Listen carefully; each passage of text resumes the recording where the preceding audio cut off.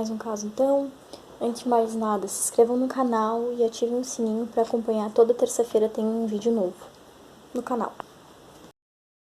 Liana Bey Friedenbach nasceu em São Paulo no dia 6 de maio de 1987. Pertencia a uma família de classe média alta. Faleceu no dia 5 de novembro de 2003 em Juquitiba, São Paulo, aos 16 anos, vítima de um assassinato e estupro. Felipe Silva Café nasceu em São Paulo no dia 1º de julho de 1984. Pertencia a uma família de classe média.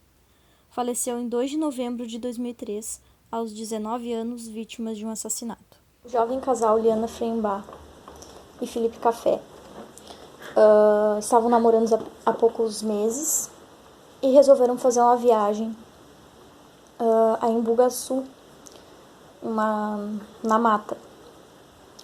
Só que a Liana, ela ficou com medo de contar pro pai dela que ela queria fazer essa viagem com o Felipe, porque ela achava que o pai dela não iria aceitar, não iria permitir que ela fizesse essa viagem, porque ela estava há pouco tempo namorando com ele e porque ela tinha 16 anos e ele tinha 19.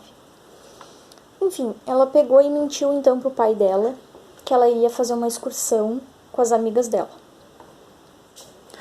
Então tá, no dia 31 de outubro de 2003, eles saíram, né, com destino em Embu-Guaçu, dormiram numa parada, né, de ônibus. Às 5 horas eles pegaram um ônibus, saíram, né, chegaram no destino. Nesse destino eles tiveram que pegar um caminho a pé, né, e daí pegaram outro ônibus e chegaram em Embu-Guaçu, só que eles tiveram que entrar dentro de uma cidadezinha para se aprofundar dentro da mata, que era onde o Felipe tinha conhecimento, ele já tinha feito trilhas, né?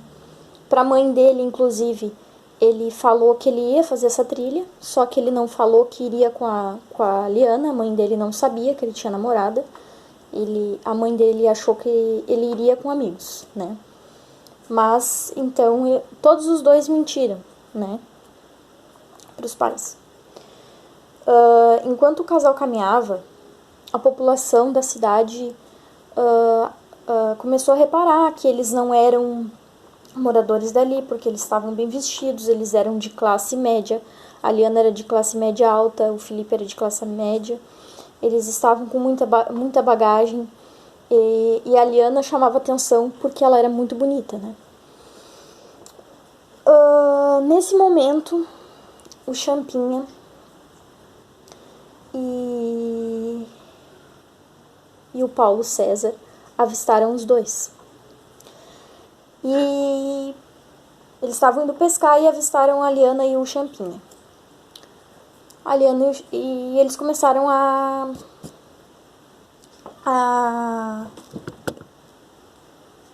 perseguir os dois, e os dois até então não tinham visto.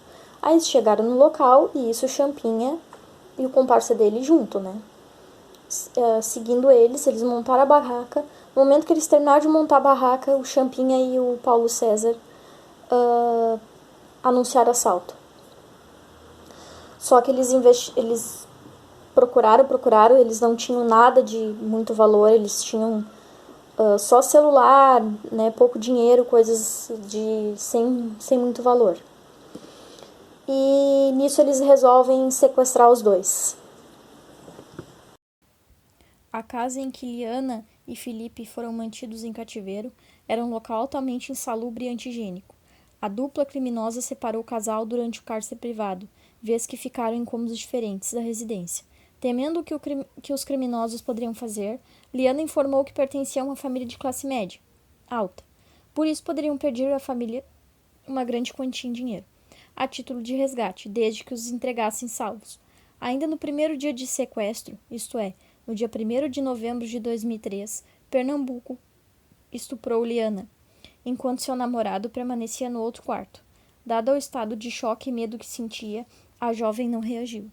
No dia seguinte, o Champinha e o Pernambuco, que é o Paulo César, vou citar ele como Pernambuco porque ele é muito citado como Pernambuco, decidem se livrar do Felipe, porque o Felipe ele não tem Ele não tem serventia nenhuma ali pra eles, né? Então eles saem da casa do cativeiro, levando a Liana, o Champinha levando a Liana atrás, e o Felipe sai com um Pernambuco na frente. Com isso eles vão caminhando mato adentro. O Champinha pede para a Liana parar num certo momento, e o Pernambuco e o Felipe seguem mais à frente. O Pernambuco pede pro Felipe, com as mãos para trás amarradas, se ajoelhar. E com isso o Pernambuco dá um tiro na nuca do Felipe, que mata ele na hora. A Liana escutou aquele barulho e perguntou o que estava acontecendo. Aí o Champinha enrola e diz que o Pernambuco liberou o Felipe, né? Com isso o Pernambuco foge para São Paulo, uma cidadezinha em São Paulo, e a Liana fica em poder somente do Champinha. Nessa mesma noite o Champinha estupra a Liana e continua somente com ela, né? Só o Champinha e a Liana. No terceiro dia chega no cativeiro Antônio Caetano, dono do imóvel, acompanhado de um amigo, Aguinaldo. Champinha apresenta Liana como sua namorada e ainda a oferece aos comparsas, de modo que Aguinaldo teria aceitado a oferta e abusado sexualmente da moça.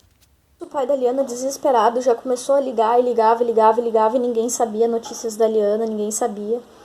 Se tanto que uma vez ele ligou para ela, ela estava dentro do ônibus, sabe, indo com o Felipe para Embu-Guaçu. E o pai dela notou que estava tudo no silêncio. E daí ele perguntou, por que tá tudo muito quieto aí? Daí a Liana mentiu que estava todo mundo dormindo e ela estava falando com ele no momento que ele estava quase chegando no local. E o pai dela acreditou, né? Com isso, né, agora, com o pai dela desesperado, procurando ela, e ele achou uma amiga dela que pegou e contou, ela foi fazer uma trilha com o namorado.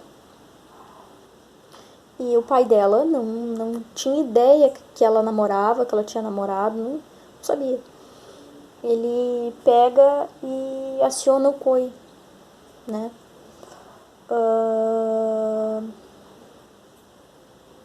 Que é Comando de Operações Especiais, né? Para ajudar nas buscas da Liana. O pai da Liana oferece um helicóptero para jogar panfletos, sabe, pelo mato adentro, pela cidade adentro. Com esse alarde, o Champinha acaba ficando assustado e o irmão do Champinha vai atrás dele, né, pra perguntar pra ele por que ele tava demorando pra ir pra casa, e a mãe dele já tava preocupada por causa que a polícia tava fazendo ronda direto na cidade. E nisso o irmão dele percebe que o Champinha tá com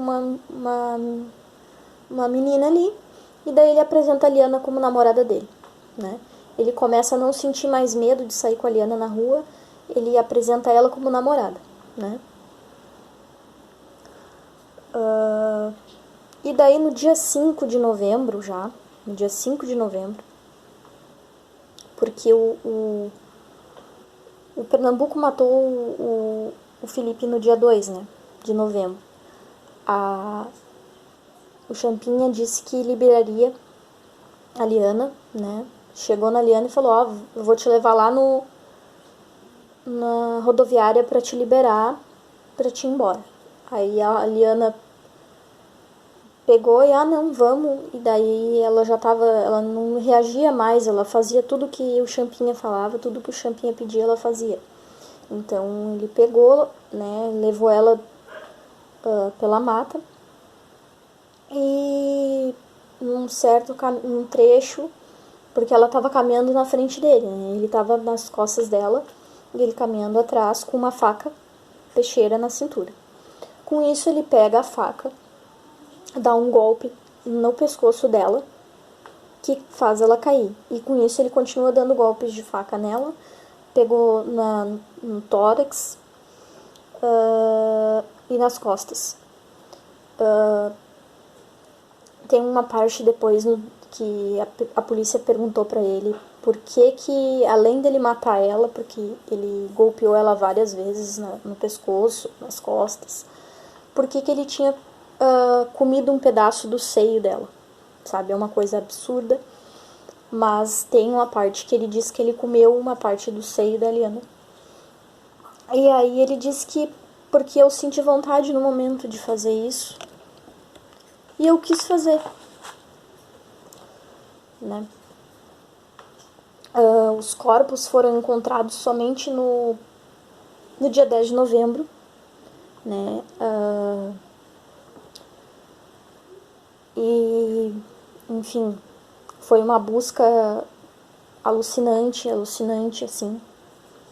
E eu fiquei, assim, passada quando eu peguei e vi essa parte do depoimento do Champinha falando que ele não tinha se arrependido, ele não se arrependeu de nada do que ele fez, entendeu? Ele fez porque ele sentiu vontade e tudo mais, né? E é assim, ó, muito triste uma coisa dessa, sabe? Às vezes eu me revolto, assim, sabe? Eu não tenho vontade de fazer esse tipo de caso. Mas é uma coisa que, olha, complicado de dizer, gente, complicado. No dia 14 de novembro de 2003, Antônio Caetano, Antônio Matias, Pernambuco e Aguinaldo foram presos. Em 2006, 3 dos envolvidos foram julgados. Antônio Matias foi condenado a 6 anos de reclusão e 1 ano e 9 meses e 15 dias de detenção pelos crimes de cárcere privado, favorecimento pessoal e por ter ocultado a arma do crime. Aguinaldo foi condenado a 47 anos e 3 meses de reclusão pelo estupro de Liana. Antônio Caetano foi condenado a 124 anos de reclusão pelos vários estupros que cometeu contra Liana. Em novembro de 2007, Pernambuco foi condenado a 110 anos e 18 dias de reclusão por ter cometido homicídio qualificado, estupro e cárcere privado.